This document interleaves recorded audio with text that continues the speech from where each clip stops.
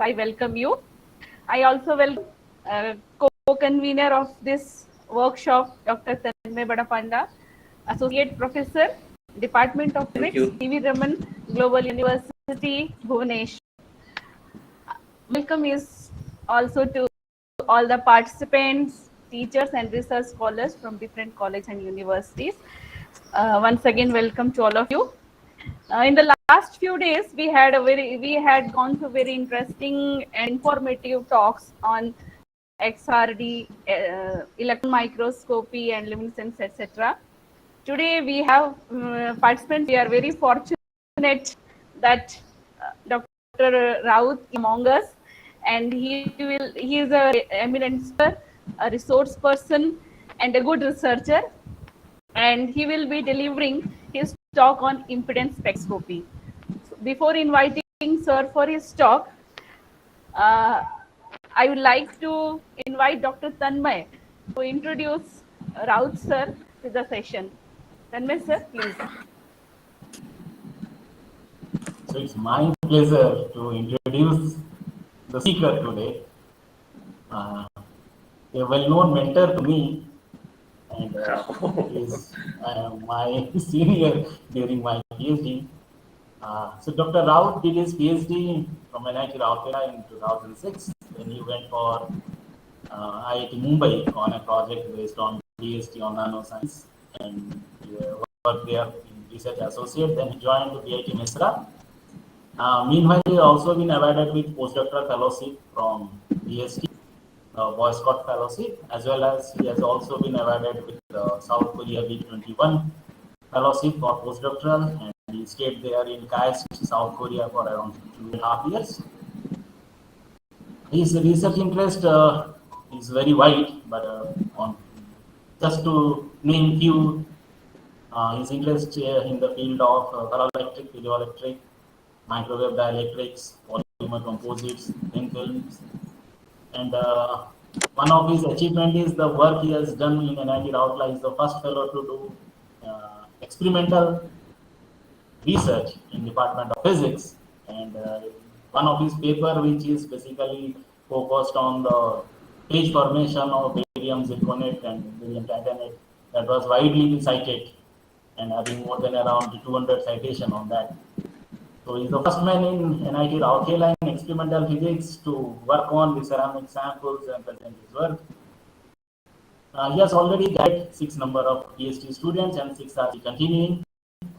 He has already handled around 8 projects sponsored by BST, DA, CSR, and many more. So I do believe that today his talk will definitely get informative and kindly listen each and every word what he is sharing. And he is the one of the expert in this impedance spectroscopy. So with this small introduction, though there are so many, but with this small, I would now request our speaker today, Dr. Rao, to deliver his talk on impedance spectroscopy. Over to you, sir. Good afternoon, everyone. Thank you, Dr. Tanmay, for the nice introduction. So I should say that Tanmay is just like my younger brother. So anything I need, I request him, and till now he never say no to my any request. So it will not be in further so see, he has also proved himself expert in this electronic ceramics. So probably I know that our bonding, particularly with Tanmay, since I was staying in Rourkela hostel. So we play together, we read together, we teach together, we do many things together. So anyway, thank you everyone for at outset I take it a chance to thank the organizer for giving me a chance to speak before you.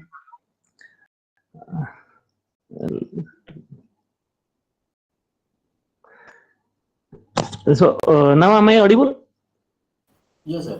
Yes. So I'll be talking about a very common topic, which is very common. Many of the participants Is my screen, the screen visible? Is sharing? Yes, sharing has been done. Yes. But some kindly open the file so that we can see. Yes, sir. So Now it's fine. Yes. Now, I will be talking briefly about uh, this electrical transport of materials using impedance spectroscopy.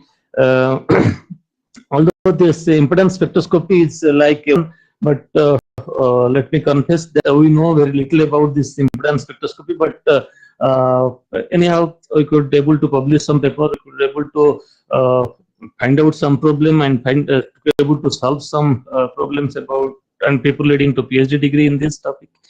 So, impedance spectroscopy is basically, that. Hello. Hello. Yes, sir. It is fine. Yes, I do. Okay. So in this way, I'll be talking about the plan of my talk will be basically what is basically called a definition of impedance, and what is advantage of this AC impedance spectroscopy over the DC techniques, and what are the basic principle of this impedance spectroscopy. I made this PPT very basic with a aim that basic information to be passed to the students, and most of the participants, I believe, students, because it is workshop. Most of the participants will be students. So for the benefit of the student, I made this very basic. I will start with AC versus DC technique, DC current techniques, the principle of the impedance spectroscopy and impedance of the different circuit elements, and in plots of simple RC elements, RC circuits, and how we can apply this impedance spectroscopy to characterize a grain boundary contribution using an aqueous representation, and also that can be done using a border representation also. After covering this basic concept about this impedance spectroscopy, I will be discussing about some application like this grain and gain boundary effect of some electrical property of nickel doped strontium titanate. They are using in this example. I'll show you how this property of this grain and grain boundary, particularly electrical property, can be evaluated using this impedance spectroscopy.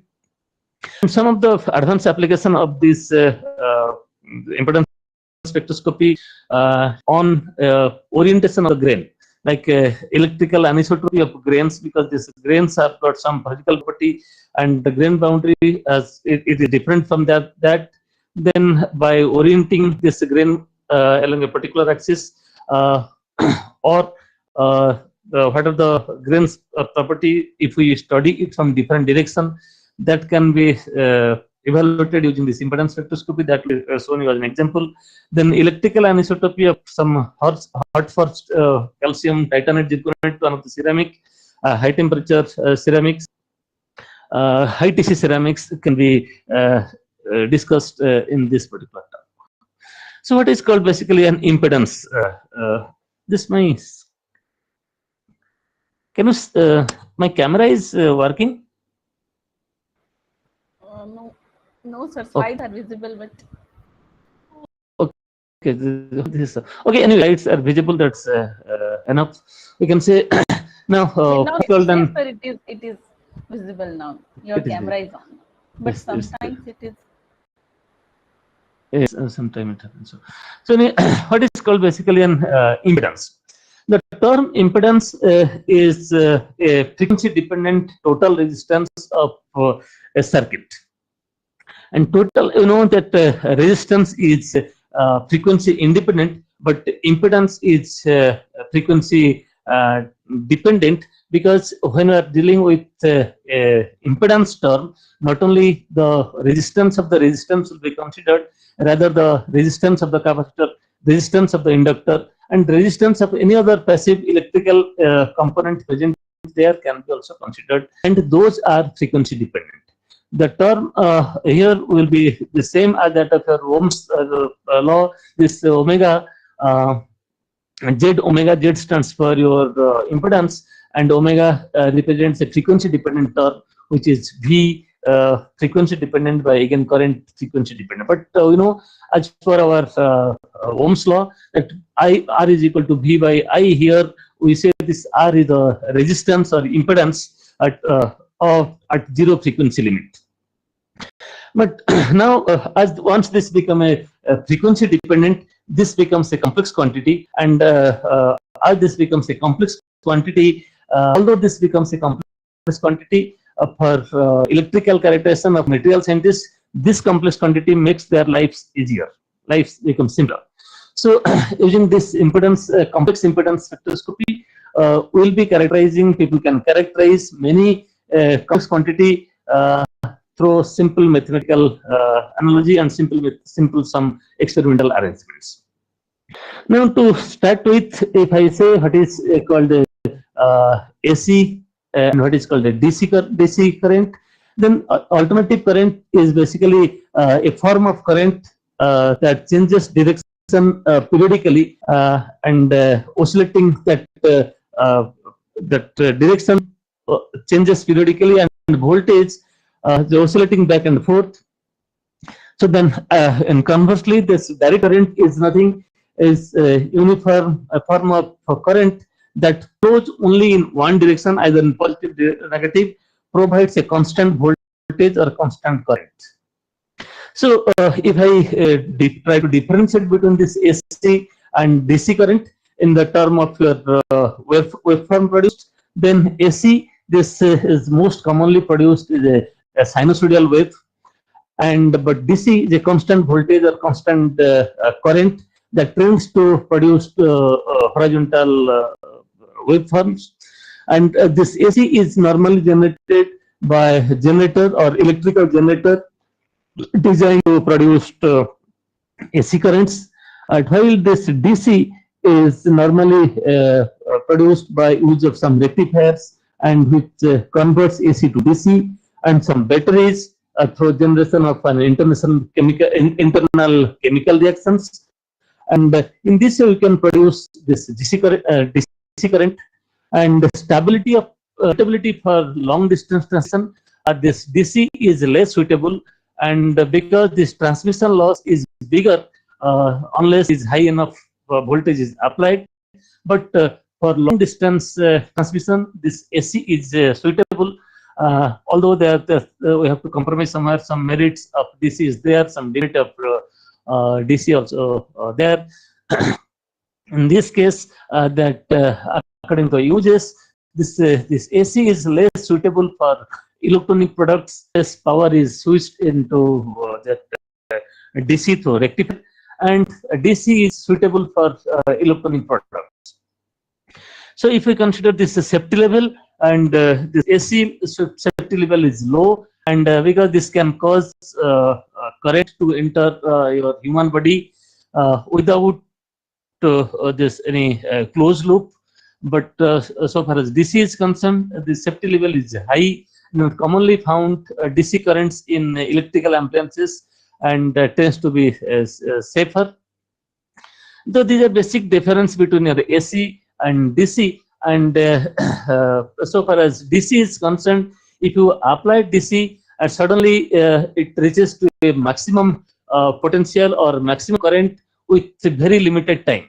Suddenly, if you at no time, once you switch it on, it reaches to its maximum potential, and once you switch it off, it comes to zero.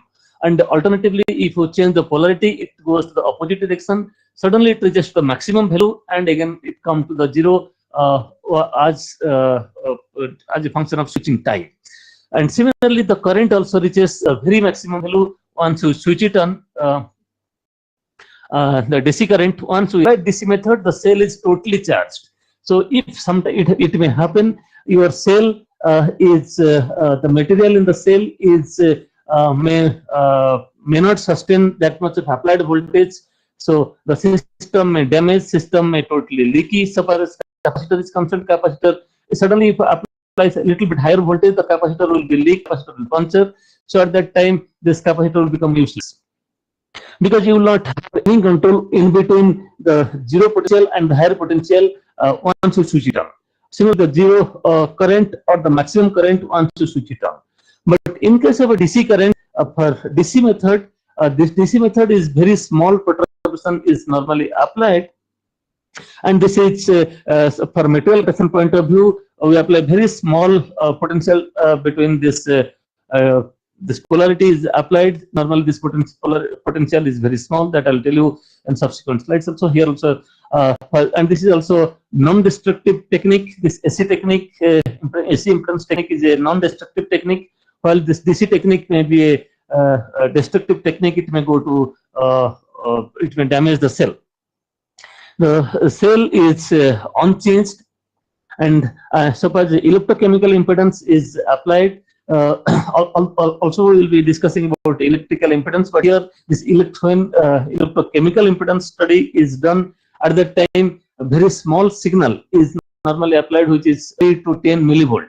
This is done so that the cell response is a pseudo-linear. Say if the potential is very minimum, we can say this much of voltage makes this cell is pseudo-linear.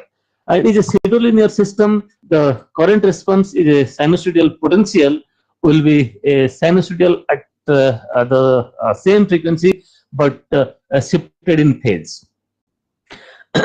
So the same frequency and the shifted in phase because of the sinusoidal nature. Now, why you use this AC technique for electrical characterization? Why this DC technique is not suitable? I have given a few examples, but to extending it, so it is, although it is theoretically complex and sometimes it will be a little expensive, but nowadays many companies are available in the market, and we are also rich enough to buy equipment of 4 to 5 lakh to study this electrical property of a material or transport property of the material. Now we can say this historically, this applying this direct current signal to the skin to measure the conductance is most common practice. However, this method can be subject to error due to electrode polarization, even though with non-polarizing electrode like platinum, you may have a platinum electrode, you may have a gold electrode. Although this gold electrode, you will be putting it because of the DC current, this electrode interface will be polarization, will be they will be polarizing, and this interface will be creating certain problem.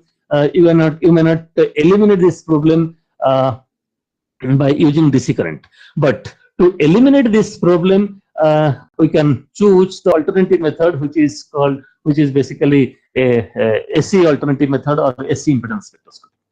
And additionally, this AC measurement enables to study the complex structure having this electrical property that includes both resistance, capacitance with great accuracy. Also, also this impedance spectroscopy is a non-destructive technique and can provide time-dependent information about the property of the system. And in addition, another application, few more applications, few advantages of this impedance spectroscopy is that the information contained in impedance spectroscopy is much higher than that this DC technique or a single frequency measurement technique. Like this impedance spectroscopy allows separation between different electroactive reactions taking place, which is like molecular dynamics by broadband spectroscopy. You can play it as a function of frequency. If I go back, you can see this electrical property of the materials are AC frequency dependent. This is frequency, and you can have different frequency, different dielectric property you can find out. And once the different dielectric property will be there, there will be a different electrical property can also be evaluated using this impedance spectroscopy, which is a frequency dependent one. And this impedance spectroscopy can determine this electrical conductivity of ionic conductors also. In a DC technique, you can take a multimeter, you can measure the resistance, you can measure the conductivity. Those conductivity are basically electronic conductivity, not the ionic conductivity. But here, using spectroscopy, you can easily determine this electrical conductivity of ionic conductors, and not where this electrons are not the major chunk those are contributing for the conductivity. Here this ionic conductivity and ionic conductor can also be evaluated, and impedance spectroscopy can identify this different process that contribute total conductivity. Like we can separate the ball conductivity, can separate grain boundary conductivity, we can calculate, we can separate this electrode polarization effect, electrode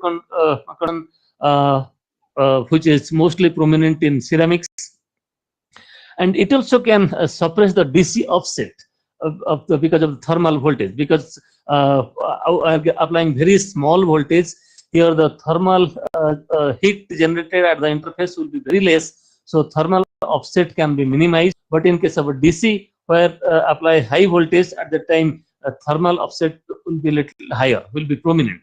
But because of the low applied voltage in impedance spectroscopy, the thermal offset can be neglected.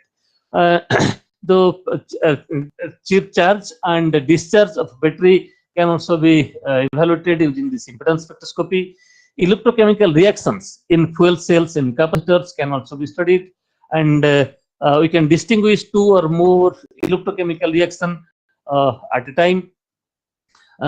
So coming to its application, we should understand what are the basic property of how we are going to apply this impedance spectroscopy to analyze these materials. Now, this technique is not a very direct or very straightforward method to calculate the grain conductivity, grain boundary resistivity, or grain boundary conductivity like you do in a multimeter. You take the multimeter,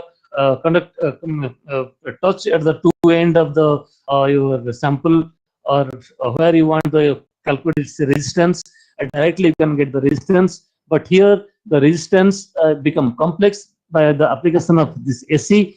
So you cannot easily find out, you cannot directly find out the resistance by applying this DC or AC impedance spectroscopy. So there are some technique, that some models to be chosen, and some models to be, which is equivalent circuit model, which we have been already studying it since our intermediate classes. So using that information into what we have studied during the intermediate classes, information, by using that information we can study, we can devise a model, and comparing that model with our experimental data, we can find the many various parameters like this resistance of the grain boundary, electrical impedance. You can calculate the phase match, and you can calculate the conductivity. So on. You can find out the permittivity, real part, imaginary part, the relative permittivity, or what's called your dielectric constant, and you can calculate a modulus. Here I am not going to touch about the modulus spectroscopy. Analogous to that of your impedance spectroscopy, we can go for modulus spectroscopy with the same machine, same setup, same experiment. Here I'll give you one or two slides, what is called how this modulus is being evaluated, what is the relation between this impedance and modulus. There are also some technique to calculate the admittance. Admittance spectroscopy technique can also be applied, but we'll be discussing about only this resistance, the impedance of the total circuit as a function of frequency.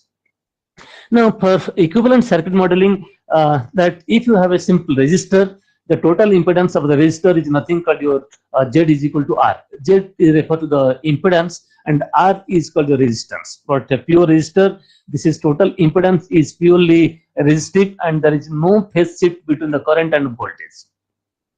But if you have a capacitor, then the capacitor resistance is not like the ohmic resistance. Rather, that is a Faradic resistance, which is equal to minus J or minus J by omega C, or 1 by J omega C. So we can say this is Z is equal to Faradic resistance. J is not like R, and this capacitive resistance is called your this the resistance offered by this capacitance is called your capacitive resistance, and capacitive impedance is equal to Z is equal to this.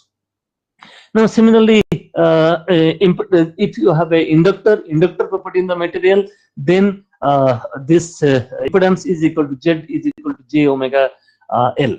Now, using this technique, why I'm showing you this inductor, capacitor, not only you can study this a dielectric material for capacitor application, you can study the inductive property of a ferrite material. Those are used as an inductors. You can study the magnetic property.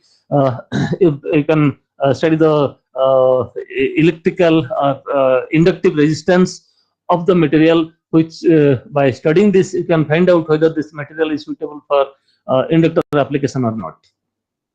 Suppose using this model, these materials are not always a combination of real capacitor or real inductor or real resistor.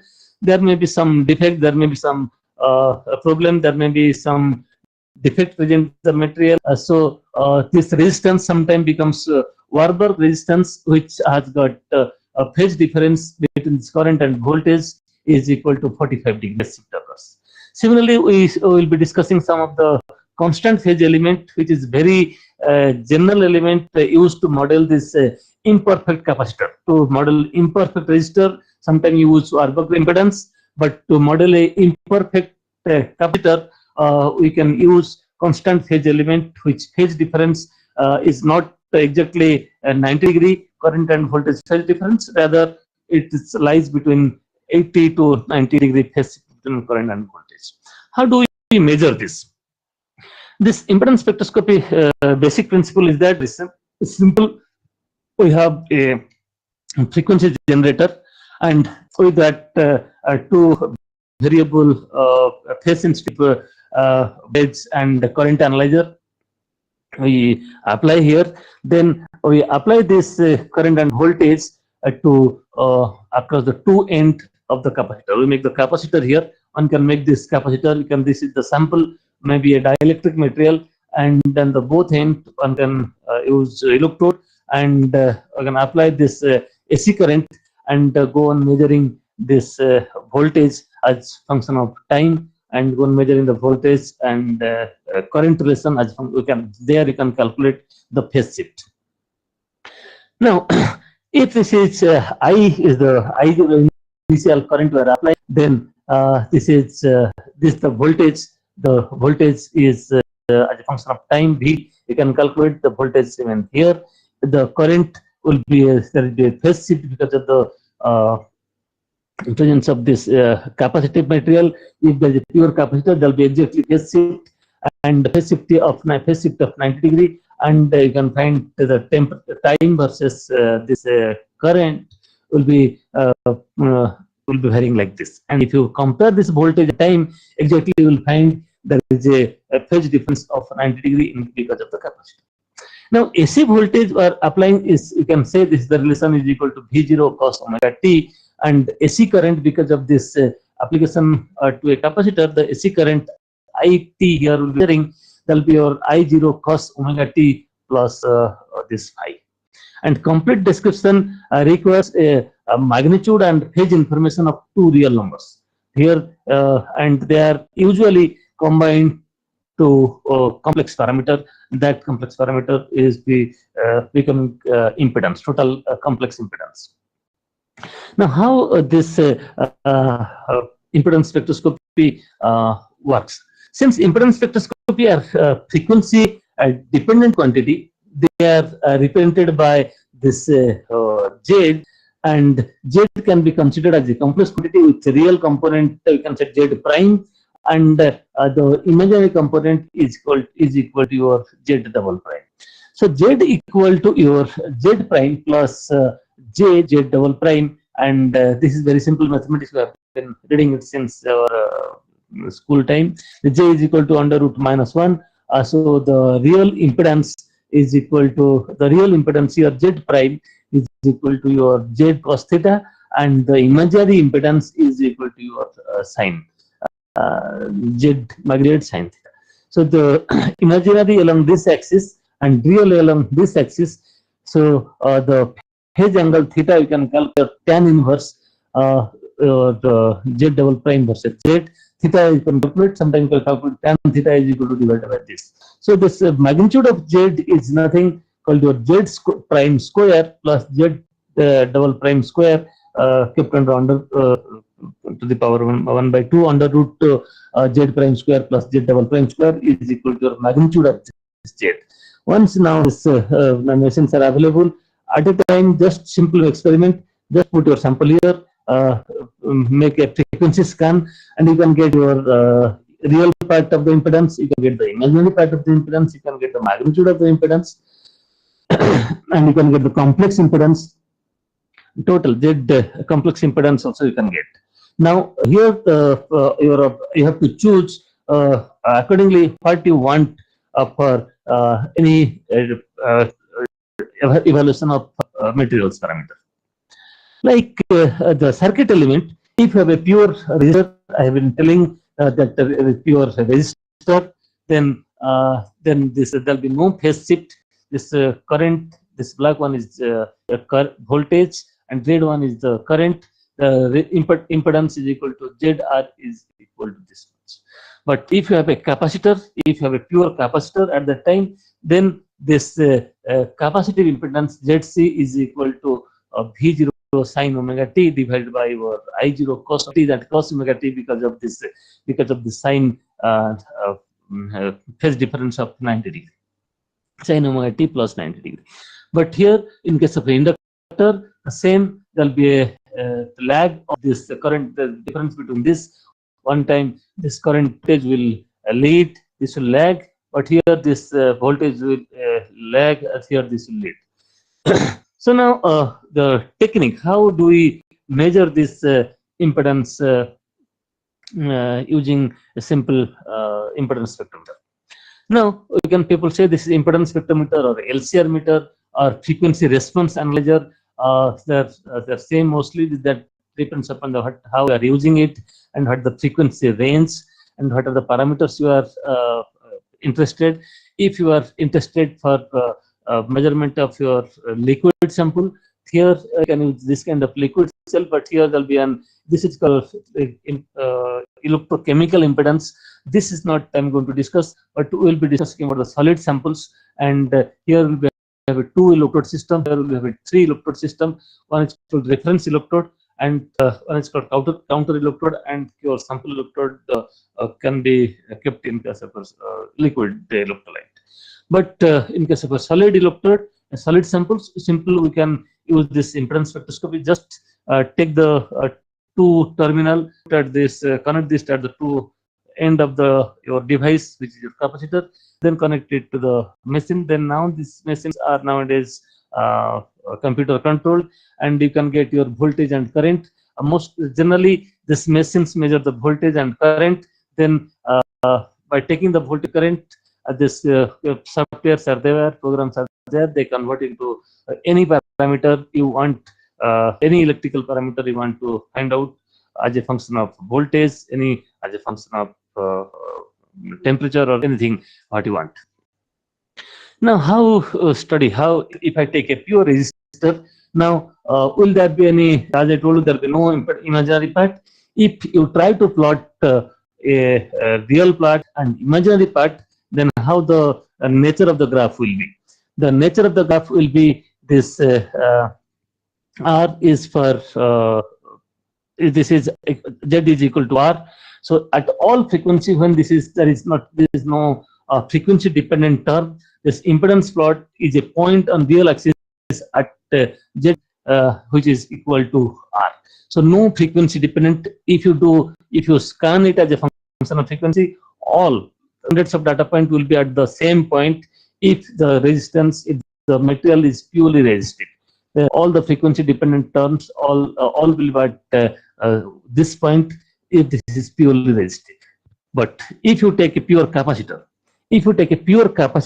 then if you scan it as a function of frequency, and then you try to plot it as a function of plot it to the Nyquist diagram, which is Z prime along the x-axis, Z double prime along the y-axis, then how it will change.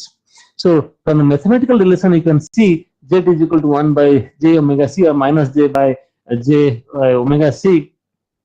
So when if you go for this real part, that real impedance, there is no resistive component because it's a capacitive component. So the real resistive part in the capacitor, Z prime is equal to 0, and Z double prime is equal to minus 1 by omega c. So that means frequency increases. If omega increases, omega is equal to 2 pi f. So if the frequency increases, z double prime decreases. So that means if you try to plot it, the z prime versus z double prime, then at any with increase in frequency, value of imaginary z double prime, imaginary z double prime for the capacitor will decrease. You can see with increase in frequency, this will be along the axis, not away from the y-axis. If the material is purely capacitive, it will be always along y-axis, but the value will decrease with increase in frequency. Now, z is equal to z double prime, which decrease with frequency. So, as I told that as omega increases, this z decreases, and all this z point lies along z double prime axis, and impedance plot is a straight line lying on the y-axis if the material is purely capacitive. Now, if the material is capacitive and it is going on decreasing with the increase in frequency, it will go on, magnitude goes on decreasing. But the reverse is the case in case of an impedance, an inductor. If you have an inductor, the impedance will be purely imaginary like this capacitor, but that will increase frequency. But here, as it is going down, in case of inductor, it will go up. So current waveform lacks voltage by pi by 2, and this is the standard relation I told you many times. Now, it's not that always a material will be either a purely resistor or a purely capacitor or a purely inductor. As I have shown you, the for pure or circuit element or individual circuit element, sometimes this material may behave like a combination of elements. So combination of element likely if we start with pure resistors, if the pure resistors are connected in series, then the total resistance is equal to sum over all individual resistance. So Zi is sum over I is equal to 1 to I to n. So you can find out total sum. If they are in series, the total sum will be like this. But if they are all are resistive, but the resistors are not connected in series, rather they are connected in parallel. If they connected in parallel, then the total resistance of the material or total circuit element, if the number of resistors connected in parallel, then you can see that total resistance is equal to 1 by Z I function of this omega. For example, if there are two resistors, for n is equal to 2, this Z1 and Z2, then the Z is equal to your this Z1 plus Z2. This side, this Z1 into Z2 divided by Z1 plus Z2 in the denominator. Okay, so if there may be n number of resistor could be connected parallel, so accordingly this mathematical relation will change and the nature of graph will also change. Now, suppose it's not always true that this only the resistors and the capacitors will be there. This material may behave like series combination of resistor and a capacitor. Suppose this resistor is connected in series to this capacitor. As I have told you, in case of a resistor, all the data point along will be on the y-axis. That means it has a shift of resistance R, and because of the capacitor, they will be moving down from the parallel to the y-axis and shifted because of this R. And this is because of the capacitance, this is decreasing with increasing frequency and to y-axis, and because of the presence of this resistor, it has been shifted from the origin to certain value of this R. The total impedance is equal to Z equal to R minus J by omega C, and on the complex plane of the plane, the graph becomes a straight line at Z prime is equal to R, which is parallel to Z double prime axis. Now, suppose am I clear? If you have any doubt, any confusion, immediately you can ask me. You don't need to wait till the end. So now, if you have series combination, then the behavior of the material or behavior of the circuit will be like this. At a distance, it will be shifted along this complex plane is a straight line. parallel to y-axis, and but not meeting at the origin, but it has been shifted to a distance of the value of this r. Now, suppose instead of this material, most of the time, if a dielectric material, we always try to avoid the inductive property of the material.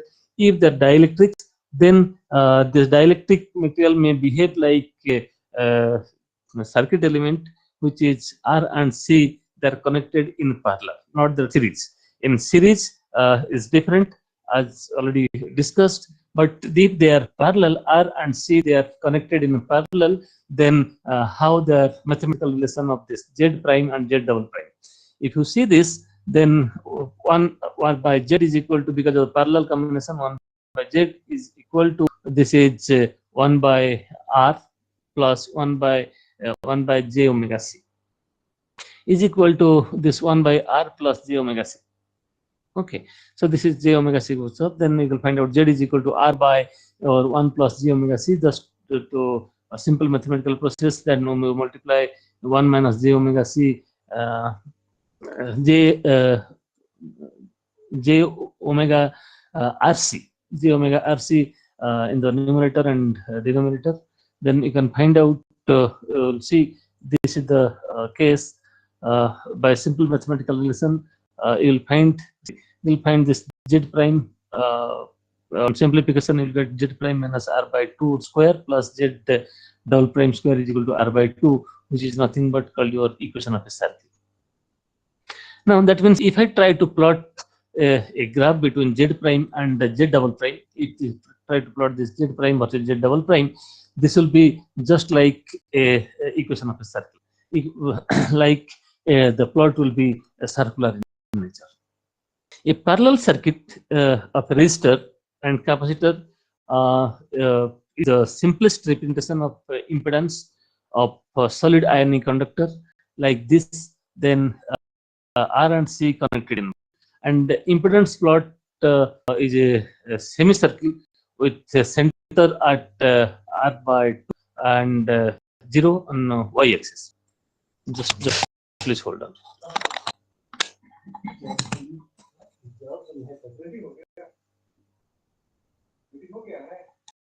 वो तो उधर तो क्या, वो तो सब खाली करेंगे, लोग तो सब को कभी लिखने बारे में सब करते हैं, वो बोलता है सिस्टम। तो जब भी बोला था क्या रही लोग सेट करना, वो कंप्यूटर पे कुछ नया रजिस्टर कर लिया क्या, चेंज करके, जो था वही, वो तो वो लोग सब नहीं, वो लोग भी कोई एक्सेस नहीं कर रहा है, जो दिखता वो है, जो करने को जो बोले कि अब देखिए, अब ना जो जॉब से, तो ये कोर्स के बाद आपको रिवीजन मिल जाएगा, अभी वन के साथ और टोटल कितने आ जाएगा क्लास से, तो इसीलिए हम लोग आपको उस पर रखें, ठीक है, वो बड़ा रूम के साथ पुनः दफ्तर में आप वो रूम शेयर करिए, पुनः का रूम को कल तक शिफ्ट कर, वही सोच के तो हम लोग की, लेकिन नहीं हो रहा है, नहीं होगी सुनिए, वो एक्चुअली बड़ा कंफ्यूजन हो गया, तो इसलिए थोड़ा ही नोटिफाई कर दिया जो सबसे हम तो जो है वही ना, जो थे वही जो हुआ है वही है, और उसको अलॉटमेंट के हिसाब से उन्हें अपना ऑब्जेक्शन होगा, लेकिन राजीव जी का रूल फिर अभी पता लगेगा जो पुनः जाने के बाद नहीं पुनः जाने के बाद बांदा को वहां से हटाएंगे और राजीव जी के साथ और डाल देंगे, कैसे होगा, किस टाइम डालेगा, वो नया आदमी आ जाएगा क्या, बड़ा रूम में राजीव जी और बांदा शेयर करेंगे, तो पुनः सर चलता है, राजीव जी और बांदा वो बड़ा रूम में रहता है, तो पुनः सर के रिटायरमेंट के बाद बांदा को पुनः सर के रूम में शिफ्ट कर देंगे और राजीव जी का रूम में और एक नया फैकल्टी राजीव जी के साथ, क्योंकि राजीव जी चूज कर रहा है डबल रूम, तो अभी आपको बोलते हैं लेकिन जो नोटिफाई हुआ है अकॉर्डिंगली शिफ्ट कर, जो नोटिफाई किए गए जो मजाक में शिफ्ट किए हम नहीं बोलेंगे नोटिफिकेशन के, आपके पास नोटिफिकेशन के हिसाब से जो रिकॉर्ड होगा नोटिफिकेशन वो तो एक बार हम नोट कर दिए, Hello. Yes, I'm sorry. Actually, somebody came. Hello. Am I audible? Yes, sir. Sir, yes, sir. For this RC element, if I plot the Z prime versus Z double prime because of the earlier mathematical relation, you'll find that there will be semicircular nature, but frequency, as you go on increasing the frequency, the graph will be coming towards the center. That means the impedance plot is semicircular with the R by 2 at the center. The center is equal to R by 2 and 0. So on the Z prime axis, the maximum point on the semicircle, the maxima on the semicircle, the magnitude corresponds to your omega m RC, which is called your is equal to 1, and omega m you can calculate 1 by RC, which is nothing but called your time constant or relaxation time for any circuit element. Okay, from this expression omega m, this frequency maximum, the C can be calculated. The capacitance can be calculated for unknown circuit also. If the R resistance can be calculated from the interface along the x-axis, and capacitance can be calculated from the simple relation, which is 1 by this time constant. Now, it's not necessarily that there'll be in material once RC element will be present. There may be more than one RC element, two RC element may be present, two RC element there may be in series, or one RC element may be connected to a series resistor. So if this kind of behavior present in the material, then the response of this Nyquist plot will be like this. This RS value, this semicircle will not come to the origin, rather it will be shifted to a certain extent of this RS series resistor. From here to here, this is series resistor. Because of the resistor, this resistance, this point is fixed for this resistance, and because of this RC element, the semicircular nature appears. If there are more than one RC element, then these two semicircular arc may present having two different time constant.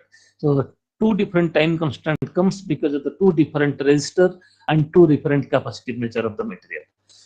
So here, this from here to here is the first one is R1. Again, from this is R1 plus R2 is the resistance of second RC circuit. Now, using this technique, there may be many various combinations of these RC elements, so they may vary differently. So if there may be inductor, resistor, and capacitor, they are in series. Then if you try to plot it as a function of omega, as a function of permittivity, then they will be behaving like this. So this is called your relaxation time, and relaxation frequency can also be calculated. So if there one resistor and capacitor, that frequency dependent permittivity will be like this. This will be gradually decreasing with increase in frequency, but when they will give a relaxation, there may be a maximum. This is called a border impedance. We'll be discussing later. So similarly, these are the frequency dependent capacitance, frequency dependent impedance, and frequency dependent admittance can also be calculated for different circuit elements. Now, how do we model? Once we get the experimental plot, then how can I find out the different parameters of this material, like this grain resistance, grain boundary resistance, grain capacitance, grain boundary capacitance, relaxation time, and the relaxation time of this grain and relaxation time of the grain boundary, and those how can we calculate? How can we calculate this electrode capacitance and electrode resistance? Those things are not directly calculated like a multimeter supposed to apply the voltage and measure the resistance. But here, this in a polycrystalline ceramics, you have to apply a model which I'm showing you called a brick layer model. And suppose in a polycrystalline material, this there may be crystalline grains, grain boundaries may be present, and electrolyte interface may be present. These orange colors are grains, and this white are basically grain boundaries, and these two electrodes are conducting plates, platinum electrodes. And these electrodes definitely makes an interface between this material and electrode interface. This electrode-electrolyte interface. This grain and grain boundary coming together are called your electrolyte. Electrolyte and electrode interface may have also some different type of contribution in the, and they respond differently in an aqueous type. So here this conduction inside the grain, that your conduction inside this grain along with the grain can also be calculated, and their interface with the this electrode and electrolyte interface can also be studied using this impedance spectroscopy. Now, suppose you have a if this kind of if they are having a different relaxation time, grain and grain boundary electrode, then they are be having different. And first circle will represent for the RC element because of the grain which is inside this, but the grain is considered to be one resistor and one capacitor. They are connected in parallel, and the second semicircle is considered to be another resistor and another capacitor connected in parallel, but they are connected with the earlier RC element. Here, this is the resistance of the grain boundary, and this is the capacitance of the grain boundary, and they are connected in parallel, and which is representing the second semicircle. And this is the first one, is the resistance of the grain, and this is the capacitance of the grain, and which is representing for the first semicircle. And electrode, and one side is electrode, and this is the interface, the polarizing interface, which is resistive in nature, and they will be going up with a region with decreasing frequency, because we are increasing frequency from this side to this side. That means from the higher side, the low frequency side is our right hand side, and high frequency side is our left hand side. That means frequency is from here is the lowest frequency, and gradually it increases. Again, it increases, covers the first circle, then goes to the second circle with a gradually increasing frequency. Now you can, using this kind of model, or if you have two different semicircular arc in a semicircular arc in an aqueous prime and jet double prime, you can calculate the capacitance of the grain, you can calculate the capacitance of the grain boundary, you can calculate the resistance of the grain and resistance of the grain boundary. Also, electrode capacitance can also be calculated. So, thickness of the grain boundary is small. When the thickness is small, you can find that the larger capacitance, larger grain boundary capacitance. If RGB is large, RGB resistance of the grain boundary is large, larger semicircle for the grain boundary, the larger semicircle for the grain boundary, and the total resistance is equal to the y-axis interface at RB plus RGB. Okay, the same thing also to calculate the capacitance, you need to calculate this time constant, the omega from here, omega the maximum one, the maximum frequency you can calculate from here. If you can take and you can calculate the time constant, reduction time, and the same thing in the other way also you can calculate the simple representation of this frequency versus a real part and the imaginary part of this impedance. Then if you plot it, the real part will be gradually decreasing with increasing frequency, but when it decreasing decrease starts, but here there will be a slope change with the imaginary part. Here the positive slope, here we may get negative slope, but the interface of this will be giving the maximum frequency, which is the frequency maximum to calculate this omega max. Once you have the omega max, then you can calculate the RC element. Once you have the omega max from here, omega max, you record omega max from here, then R from the interface along the y-axis, R from the interface along the y-axis, then easily you can calculate the grain and grain boundary capacitance by simple mathematical reason. So the impedance is plotted with a logarithmic frequency on the x-axis, and the absolute value of this impedance which is real Z prime, Z double prime along y-axis, then you can calculate this F max and use it to calculate the relaxation time and so as for and then proceed to calculate the capacitance. Now, in a if you plot a dielectric constant, relative permittivity as a function of frequency, we have studied that with increase in frequency, that dielectric constant gradually decreases because of the absence of polarization, and at high frequency, some of the polarization will be absent, and the extrinsic polarizations will be present at low frequency. With increase in frequency, the extrinsic polarizations like this electrode effect and so on, they can be neglected, and intrinsic polarization like electronic polarization, ionic polarization, these will be prominent, and with increase the dielectric constant gradually decreases. But if you calculate the imaginary part, if you try to plot the imaginary part of an ideal dielectric material, then this is at when it starts decreasing its border repetition, it shows the peak. That means this peak will be also this in the divide term is this it goes reaches to a maximum and then goes on decreasing. Then it will be just like the border repetition. But in a conductive term, the conductive is a purely conductivity term, then they'll gradually decreasing. But in case of your non-ideal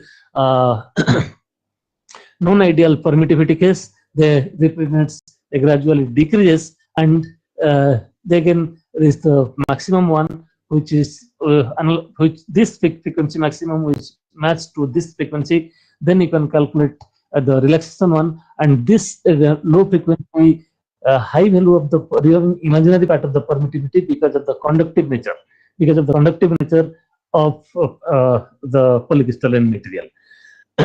But the same thing, if you try to represent it in a Z and Z double prime, you'll find a semicircular. Sometimes you may have a depressed semicircle because of the non-divide type of behavior.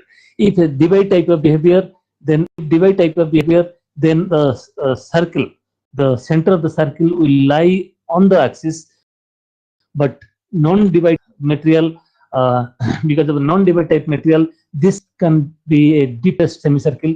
They can be two different circles may be overlapped each other, and you may have a depressed semicircle, and with a circle lies below the x-axis. So why we are getting a divider and this kind of depressed semicircle? Because of the presence of non-divide type of material. Divide type of material is that they are all type of dielectrics will be having same relaxation time, same time constant, but non-divide type of material, the material may have different time constant. They may inside the material different type of resistors present, different type of capacitors present, different type of your inductors present, or anything.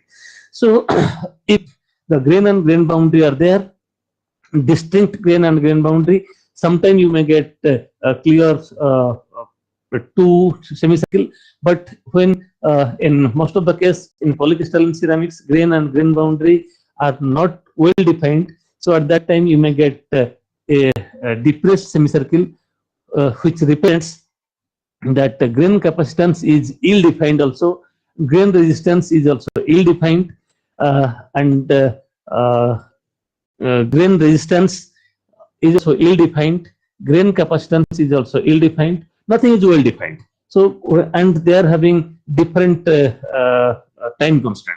So different type of molecular behavior presents the material. So we get different type of the different material have different time constant. So this depression occurs. So now, if I try to say about the conductivity, then in a normal electrical conductivity, you can calculate is equal to L by R into A.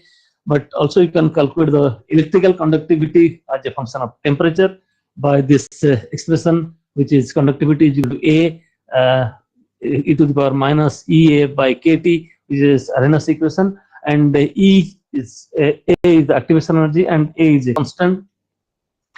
Then after simplification of this expression, you can find out ln log of sigma is equal to this much, this expression, this one, and this equation is analogous to that of your equation of a straight line with the activation energy is calculated from the slope, which is nothing but EA by K T, and T is the 1 by X is equal to 1 by T, and M is equal to minus EA by K, and C can be calculated, which is constant from the y-axis intercept.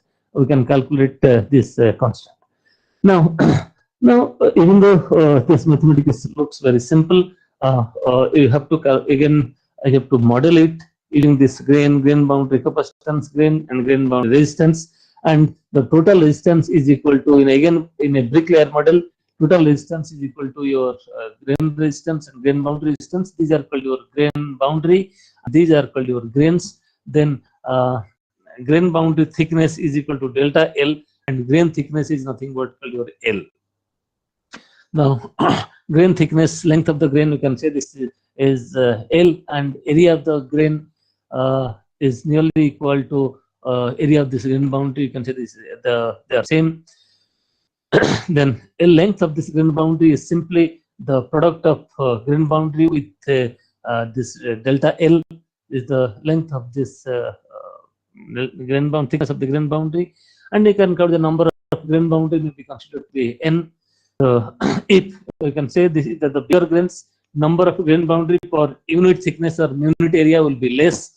In case of a smaller grains, number of grain boundary will be very high. Number of grain boundary per unit thickness will be higher. So at that time, this electrical response, electrical behavior will be different for the material. Now, although they are different, now we'll try to apply this impedance spectroscopy to characterize some of the materials parameter in nickel doped strontium titanate. Strontium titanate is basically a capacitor material used in multi-layer ceramic capacitor application, and sometimes people use nickel doped strontium titanate as an electrode. So nickel for multi-layer ceramic capacitor application, the electrode and electrolyte sintering temperature should be nearly same. Then co-sintering can be done because this is a multi-layer ceramic. So for this purpose, to study this nickel doped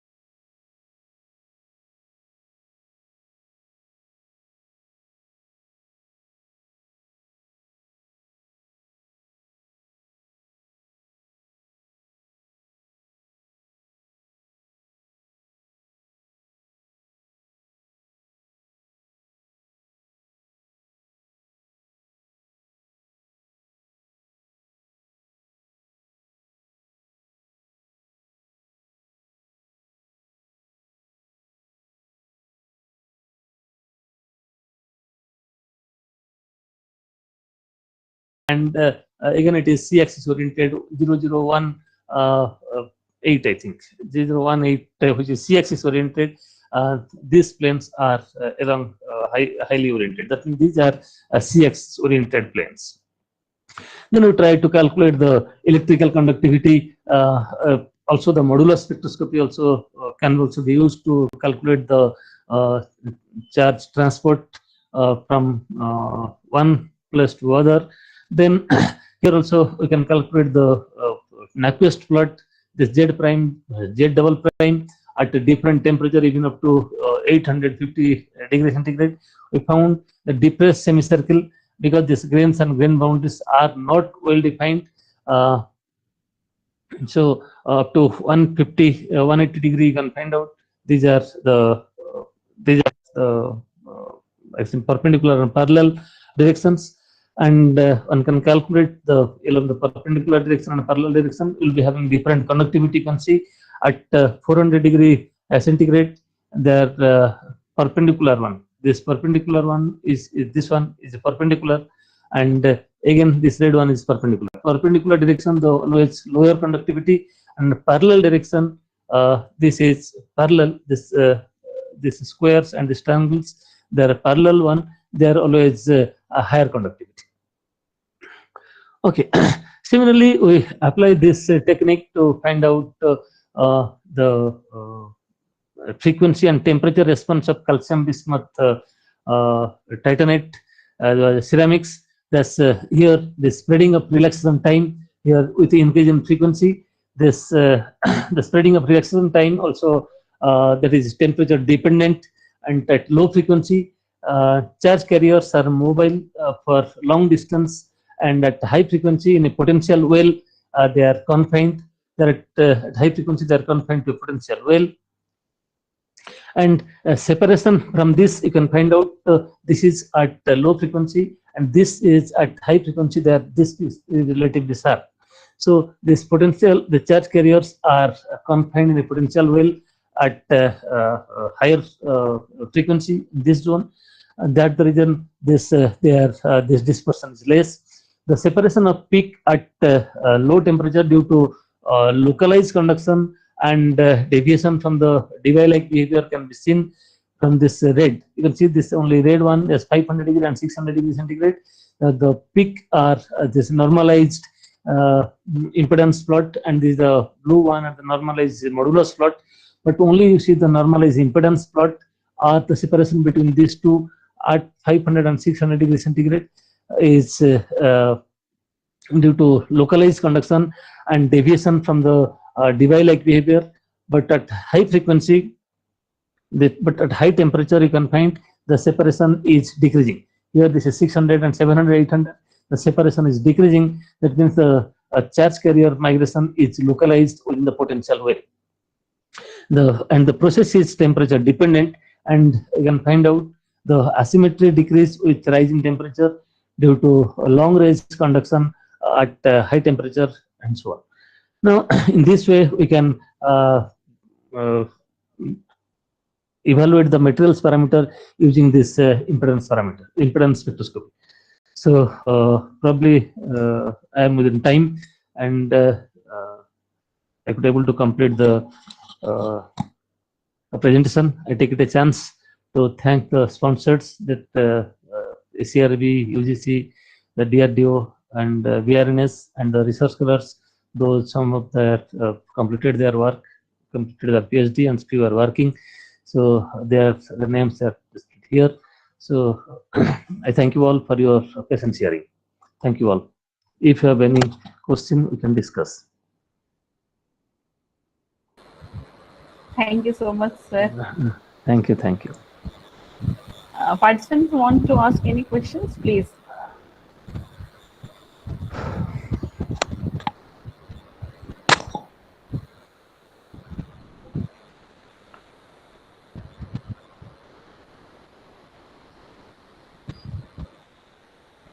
Sir, participant asking for your PPT. Can That I will send by. That I will send. Okay. That's So, that I will send by. okay, sir. Okay. This I will send. I request Dr. Tanmay to present vote of thanks to sir. Again, it's my pleasure.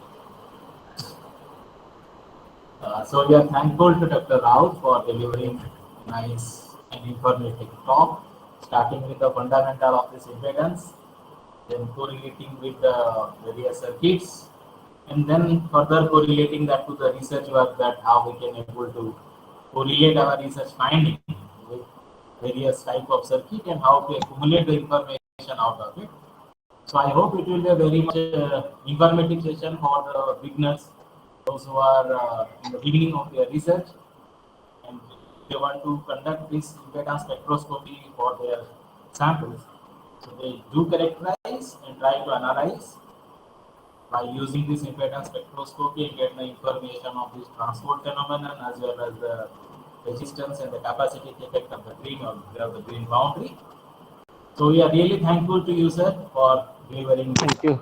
Thank you very much. Thank you all. Thank you, Okay. sir. Thank you. Thank you very much. Okay, so today's session is over now. Tomorrow we will have another talk by Dr. Ayush Khare. He will be delivering talk on thin film deposition, UV visible spectroscope and UV visible spectroscope. Tomorrow is Sir? our last. Yes, sir. So Tomorrow will be the last we session. have a valedictory session at the end. Yes, So sir. can we prepone this by and we start at 11:30? Sir, we will start by 1:15, 1:20 around. Once sir complete his talk, Okay. we will start at 1:15. The valedictory session will be at 1:15. So please stay connected after the talk also. And some of the participants are requested to give their valuable feedback so that we can arrange some better talks in the next year also. So please join us tomorrow at 11:55 in fact, so Yeah. that we can start our talk on time. Thank you so much. Thanks to all.